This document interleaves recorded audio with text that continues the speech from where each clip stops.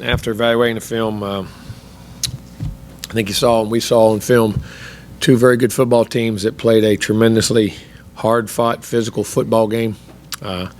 Opportunities on both sides to be significant in the game. Thought our kids competed, played, made adjustments, stayed in the moment, didn't allow frustrations or things, just kept playing, which is when you're in a heavyweight fight like that. I mean, all three phases, things are going to happen. And you kept competing, getting better, making adjustments. Our will to win, our will to compete, our ability to get better as the game went on and things we did, I thought were there. Needed one more play. We needed one more play. And we got to, I could say that's that 2% we got to find. And we got to keep educating, got to get it out of these guys and get it out of our staff and get to that level. But that's a very good football team we played. Hats off to them. Nothing there. But again, I thought our kids defensively, I thought we were very physical up front, really disrupted in their run game, did some things, played the pass pretty well, pressured the passer at times very well. They made a couple downfield throws and hit some go routes that allowed them to get in there, and then their field goal kicker made kicks. Thought offensively, they were disruptive on us in the first part of the game, running the football. We can get hats to hats, getting guys coming off blocks and not staying on. They're a good football team, movements and things. And as the game went on, we gradually got better at that. And then we gave Kellen time, and we were able to execute in the passing game, move the football very well in the second half, especially at the end of the first half, and had one other drive in the game. We had some weather and some field position issues early, but stayed in the game there.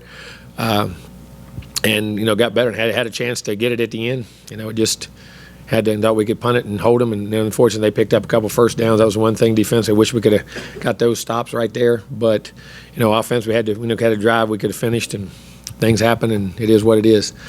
Special teams wise, I thought unfortunately their punter changed the field position on us a couple times really well, and we didn't punt it quite as well early. Got some punts later.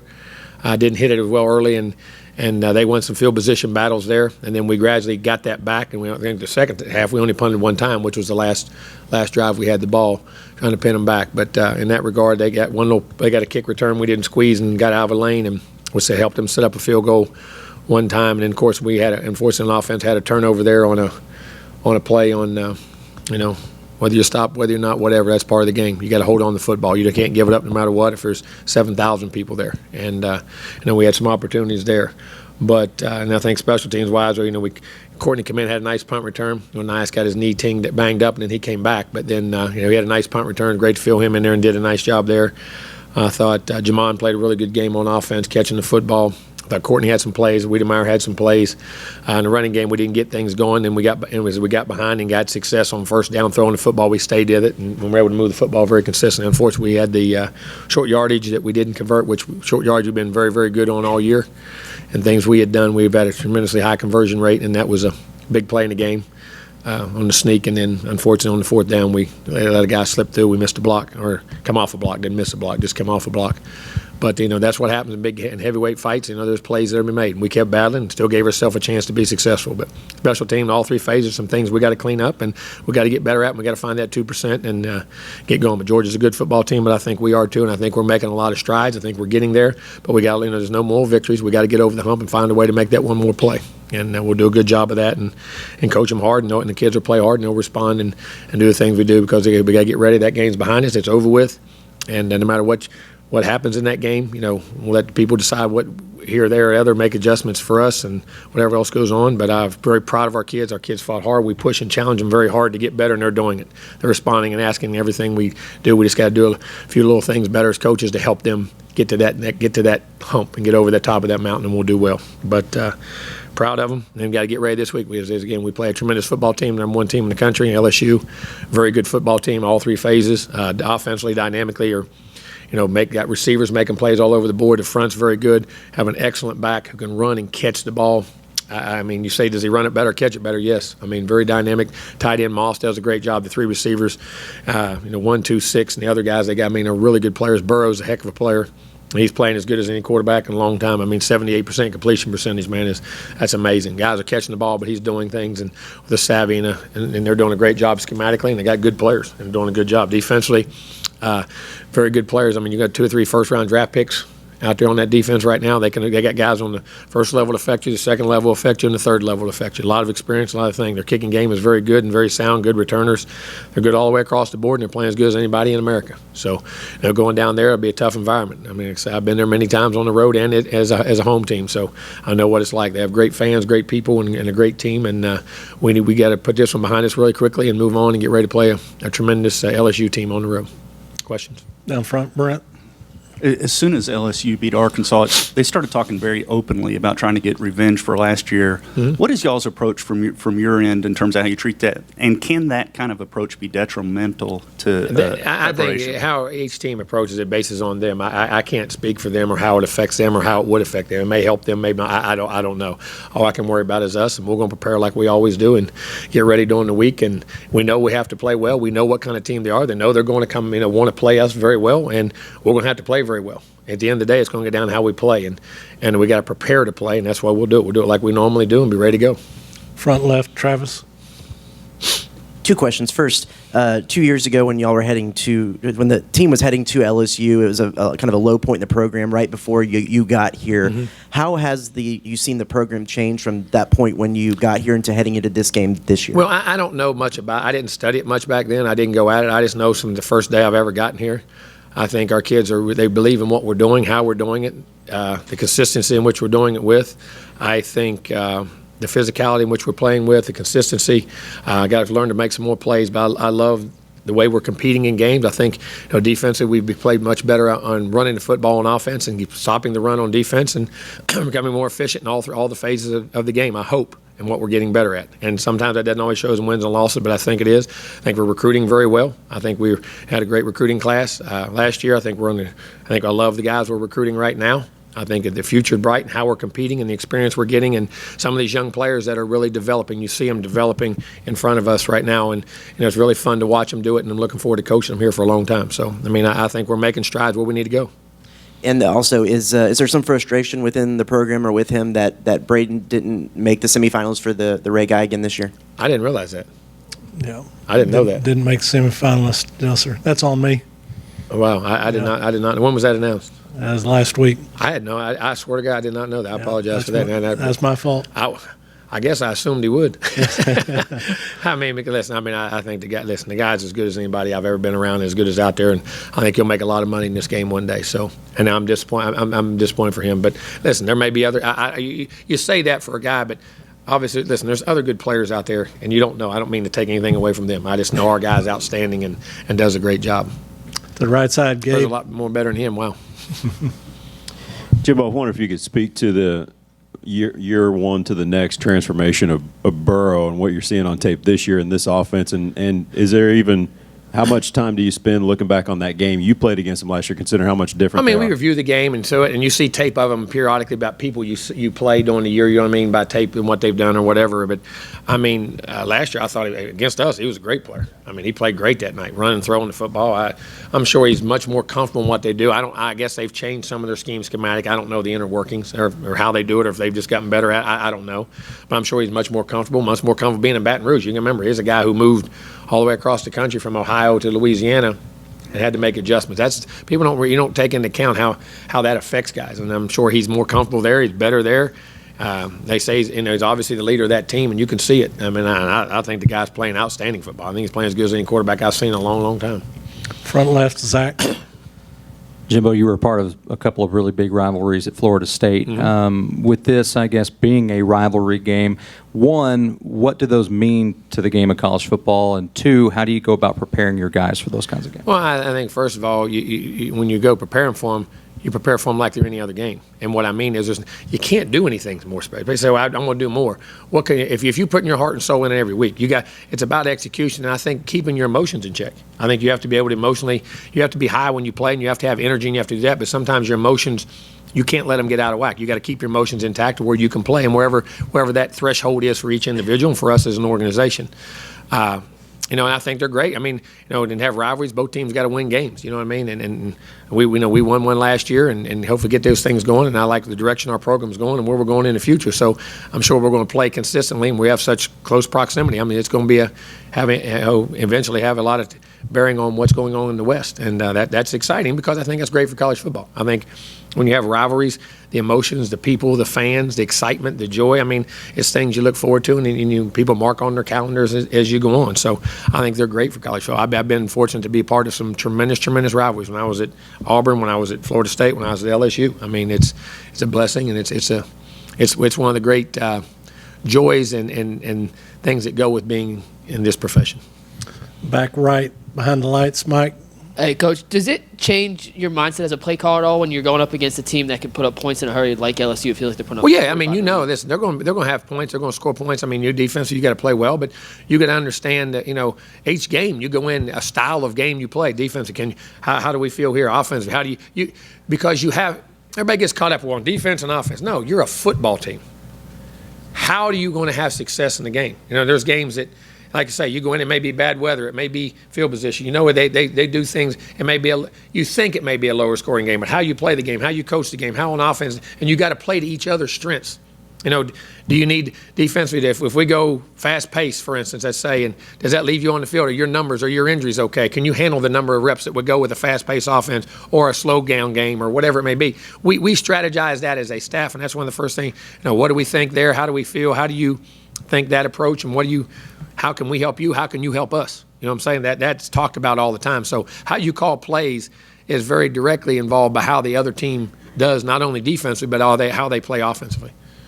We'll stay in the back to the left. Tyler? Coach, with what you saw from the defense against Georgia, does that give you confidence going into playing such a dynamic offense? Well, yeah, it does. I mean, we played great there, but you got to also say, as two different teams and how you match up and what their strengths are to what our strengths are, what our weaknesses are to their weaknesses. And I think that's where you got to be. That's the one thing about college football that's so different than pro football, in my opinion, is that the diversity of what you see week to week is unbelievable. I mean, it's just why I think it's really why you're saying Lamar is having so much success in pro football. You don't see that because everybody else is drop back pass, run on first down, play on. I mean, so that creates diversity. Mahomes was creating different diverse. In college football, you see that every week. You go from a running team to a spread team to an option team you can go to a bone. I mean, the option. I mean, different stuff. I mean, and I think that's where defensively we play good against a very good team. This will be a different dynamic because the styles are totally different. But at the same time, that means hopefully the diversity in which you recruit to and have. And Coach Elko does a great job in adjusting those things. And hope we can. And our offensive approach will all be part of how we handle all those things. To the left side, Suzanne. Hey, Jimbo, I was curious. Coach Ogeron was saying this morning that the game last year that they ran out of 2-point plays and that Emsminger was saying, do we have any more? So I feel his pain. Okay, so but they said that now they make a point every Thursday of practicing trick plays and 2-point plays, and I'm curious, we practice 2-point plays. You do? We always do. We'll do a lot on our red zone stuff, and we work red zone plays. I call our +5 plays. I have +5 throws, +10 throws, third down throws. Situations you got to get to, third down red zone throws, and then you have 2-point plays. I mean, so that's something that we have always been a part of and been able to do. Do you remember any kind of fun anecdotes like that from last year's game, crazy game? In what regard? I mean, like, you're talking to whoever on the headset and going, what the hell, what are we going to do? I mean, that kind of stuff. Yeah, a lot of times. I got to do this again.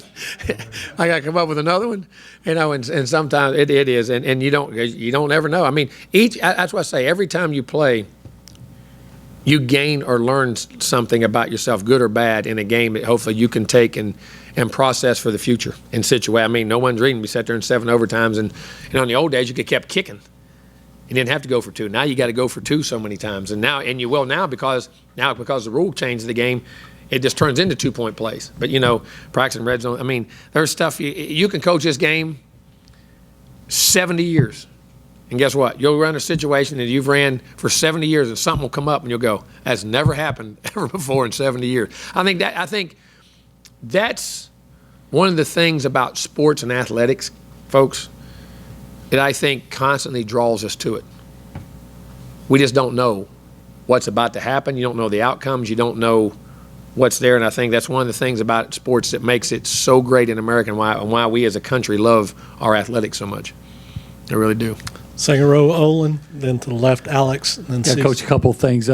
first of all, do you anticipate having Anais and Elijah available this weekend? I definitely think Anais for sure. Elijah will be. We'll question. We'll have to wait and see how the week goes. And then I was wondering if you'd had any kind of communication with the SEC office about some of the calls, and if you could share anything. I mean, listen, I have my opinion on things. They have their opinion on things, and they'll make they're the experts on those things. They'll make the adjustments and what's right, what's wrong, and you voice your opinion. And like I say, guys, that's part of the game. You have to make your own breaks as a football team, as a coach. You can't rely on, well, they missed a call and blame this. And as a football team, as a player, you have to do.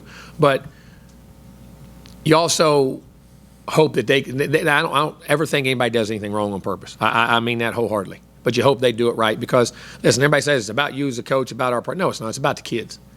Those kids have blood, sweat, and tears for 12 games a year. But it happens in ball. Listen, missed calls, whatever it is. You have to make your own way. And the guys in the SEC office will make the adjustments and what they think is right, what they think is wrong, and they'll make the corrections with their staff. And, you just hate it for your players. I mean, but it happens in ball. It's part of football. You can't – it's not a crutch. You don't rely on it. Listen, you can't – you can't worry about the spilt milk. It's over with. You got to make your own way if you're going, especially going to beat good teams on the road and not let those situations get away. And we can agree. I mean, there's some things that I didn't agree with, or I thought should have been called or not called. But that happens all the time, and that's part of our game and what we have to deal with. And my job is to find a way to not let those things matter. But did they acknowledge any mistakes?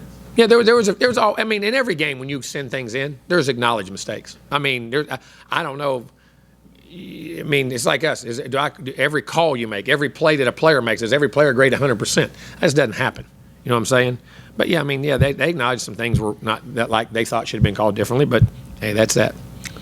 Left, Alex. Hey, Coach, a couple of things. You kind of alluded to earlier how tough it is to play at Tiger Stadium. What you've been on both sides of that, coach there and on the opposing side. What to you makes it such a difficult place to play? I think it's very much like here. There's such a passion. The people there genuinely love LSU. I mean, there's a love in that state. I mean, for LSU. It's the state university. It's the flagship university. They live, eat, and breathe by it. They're having success. Those people are fun-loving, great people. Both my kids were born in Baton Rouge. I mean, I understand. I know this. I lived there for 7 years. It was a great place. It really was. And they have true passion for what they do. And they have passion for their state, their university. A lot of those kids are homegrown kids. So they have it there. They want to win. It's the environment, the atmosphere, and football is important there. And it's one of the great venues in college football, and we're fortunate enough to be able to go play in it. I mean, it's genuine. Gotcha. And then the second one, first half of last game, it was pouring down rain at times, and there's rain in the forecast this Saturday. Mm-hmm. Do you guys do anything in particular to prepare for that? We practice with wet balls. We do drills. We throw wet balls. We do inside drills, wet balls. We snap wet balls. We punt wet balls. We kick wet balls. I mean, and I actually Thursday it was starting to rain a little bit. I was trying to get out there and practice and get in the rain, if it wasn't lightning, so you can practice in it. I mean, you have to go practice, and football is a game of conditions, wind, different things, you know what I mean? So we constantly, we work on, every week we do wet ball drills. In our drill, we soak the balls and snap them and handle them and run, whether it's dry or not. You always work for it. But then those weeks it's going to be wet, we try to do extra drills and more things with them as much as we possibly can to handle it. And that was a good thing for the most part. We had the one turnover, which was on the stand, which we got to hold on to. But as far as ball security and things like that, in a very wet, dreary day, I thought we did a pretty solid job. Unfortunately, we had the one, which is still one too many. To the left, Cease. Your false starts and delay the games. How much of that possibly was the crowd or being in the road? Noise a little bit. The first one, the first two delays, I thought we got the first one off because the rule is they look down because they can't see it, and they look down and they see it go zero. They look and see if it's kind of being snapped, which I thought it was. We felt comfortable getting it off, but they said it wasn't. The second one, we went out and looked up, had time, and made it, and got the call on Nate James, and he checked real quick and thought he'd get it off and lost track of the time. It was just complete mess up. The others, which is very difficult, because we do crowd noise, we do that a lot. Anxious, anxiety, jumped, and it was funny. It wasn't the same guy twice. It was three. Four. Everybody took one turn, and we haven't had those. As I say, those are self-inflicted pre-snap wounds that affect you, and those are unacceptable.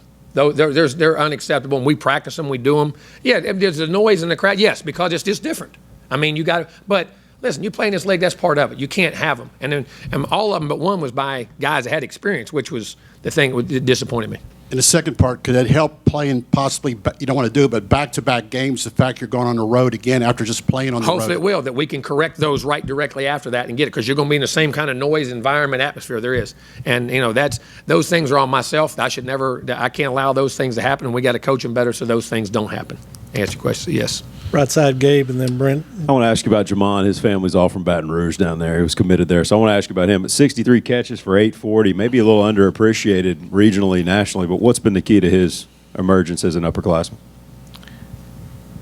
Let me tell you something, his character and his intelligence and his toughness. Guy's a total team guy.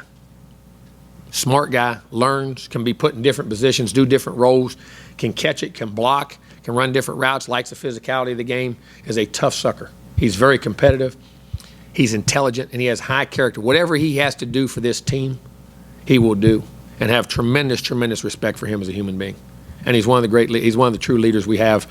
And he's like I say, it kind of, because last year he played, and remember he got hurt, and he came back, and you say, well, he only had 3 catches. Look at what he did blocking. Look at where we put him. I mean, he does so many things, as you say.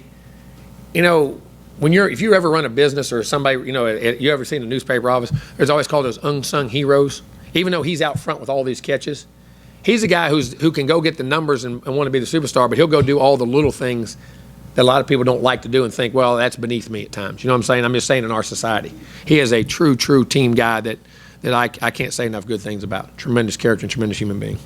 Brent, you'll wrap us up. Coach Ogeron talked today about the importance of recruiting Houston.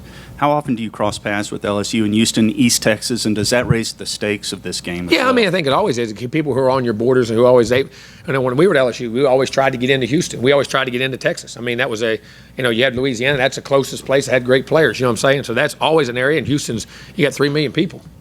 So unfortunately, everybody in America's in Houston, Dallas and everywhere else. We need to set a rule. We got to stay and just keep them out.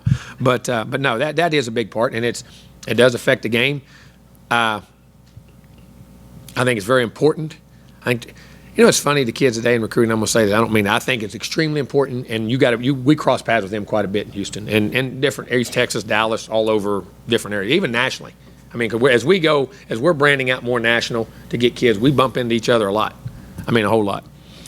But it's funny how I've seen in the last, I'm going to say 30 years that I've been in Division I football, 26, 28 years, whatever I'm saying, when I was at Auburn, man, whoever won that Alabama-Auburn game, it was unbelievably significant how recruiting would come into that.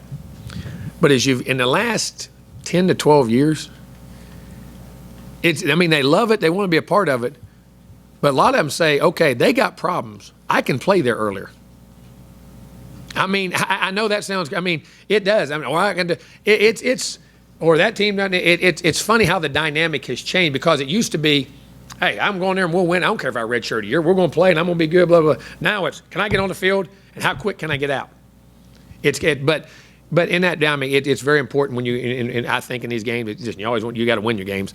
But at the same time, it's funny how recruiting, I think our society's changed a little bit in that regard. I used to see it affect recruiting, I'm talking in the 90s, early 2000s, who won games a lot of times affected a lot of that. I think it still does, because listen, the good teams still get good players and they're still recruiting well and it's still about the product. But I think it's a little less now as much as it used to be years ago, if that makes any sense. Does that make any sense what I'm trying to say? Because everybody now was, what can I make? What can I do real quick? You know what I'm saying? But it's still very important. There's no doubt. All right, Coach, thanks. Thank y'all.